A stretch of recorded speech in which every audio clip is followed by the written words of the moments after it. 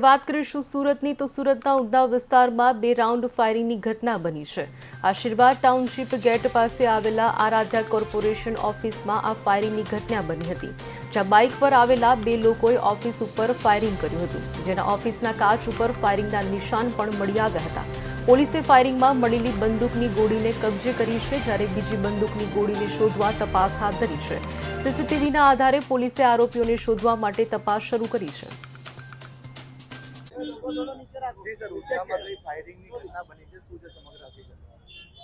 ઉધના વિસ્તારમાં વેલકમ પાન સેન્ટરથી પિયુષ પોઈન્ટ બાજુ જઈએ ત્યારે વચ્ચે આરાધ્યા ફાઇનાન્સ કરીને એક ફાઇનાન્સની જે કંપની છે, શોપ છે, એમાં એક ફાયરિંગની ઘટના બની છે।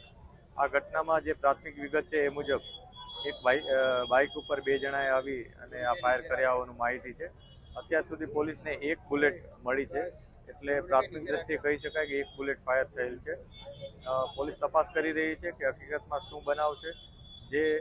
જેનું ફાઇનાન્સની આ જે ઓફિસ છે એને પણ વધારે ઊંડાણપૂર્વક પૂછપરછ કરી રહ્યા છે। અત્યારે એની પાસે કોઈ એવી સ્પષ્ટ વિગત નથી કે એને કોઈ સાથે અણબનાવ કે કોઈ દુશ્મની હોય કે એવું કાંઈ, પરંતુ વધુ અમે ઊંડાણપૂર્વક પૂછપરછ કરી રહ્યા છીએ। આ ઉપરાંત આસપાસના લોકોને પણ પૂછી રહ્યા છીએ, જે લોકોએ નજરે આ બનાવ જોયો છે અથવા આસપાસના જે ટેકનિકલી ઇન્ફોર્મેશન અમને મળી શકે એ પણ અમે તપાસ કરી રહ્યા છીએ।